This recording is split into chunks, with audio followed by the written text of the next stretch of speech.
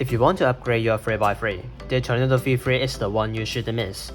After the success of Tornado V2, we are all very excited to see how good the Tornado V3 is ever since it has set several records. But there are 3 versions of Tornado V3.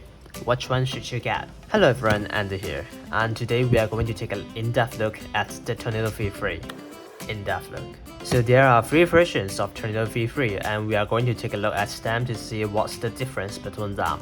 But looking at these cubes, it is impossible to find out which cube is which version.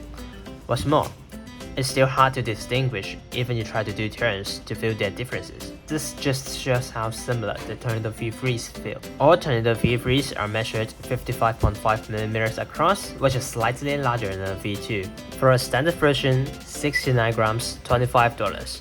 For the flagship version, 72 grams, $33 with the magnetic core. For the Pioneer version, 81 grams, $40 and comes with the magnetic core and maglev. The V3 features primary internals which gives a faster and more country feel. With the glossy finish, this cube has no issue in terms of the grip. Let's take a look at the customization. The V3 remains the dual adjustment system on the V2, but instead of using the Y-shape tool, the V3 comes with a fold-up handle to adjust the system individually. It is very convenient that you don't have to carry any adjustment tool to adjust the settings. Same as the V2, there are 5 settings on the screw depth and the spring compression system.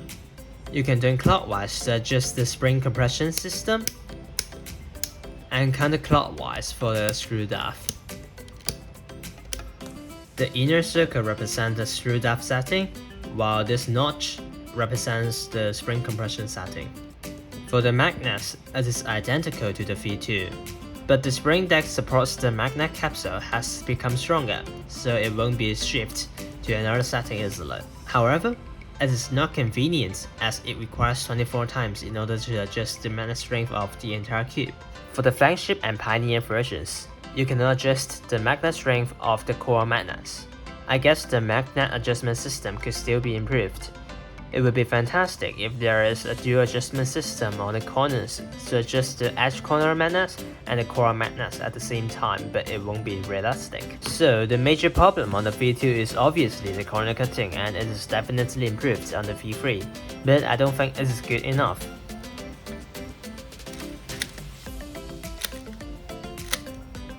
You can still find it locky due to the insufficient corner cutting, so you might want to loosen the cube.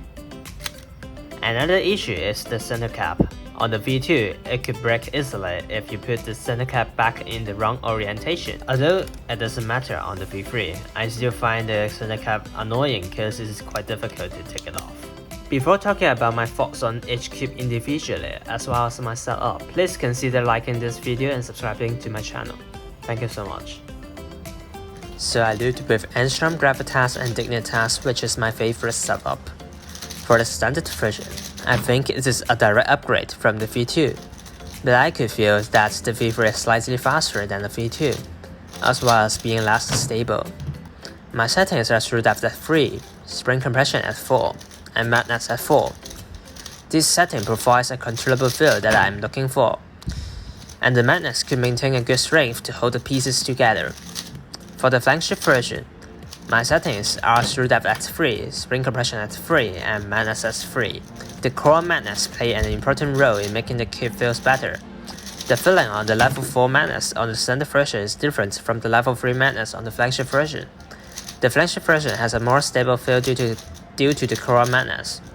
With the Angstrom setup, I really enjoy the fast and stable feel. For the Pioneer version, the maglev reduces the resistance, which makes the cube much faster, smoother, and softer. My settings are screw depth at 3, maglev at 5, and magnets at 3. This setup is slightly faster and inconsistent compared with the flagship version. With this setup, all Tornado V3s feel very similarly fantastic. I could get decent averages with these cubes, but I would tend to use the flagship and the Pioneer versions more. So I guess these 2 cubes are my main cubes now. So should you get this cube, and which version should you get? Apart from being slightly faster than the V2, I would say the V3 is definitely better than the V2 in general.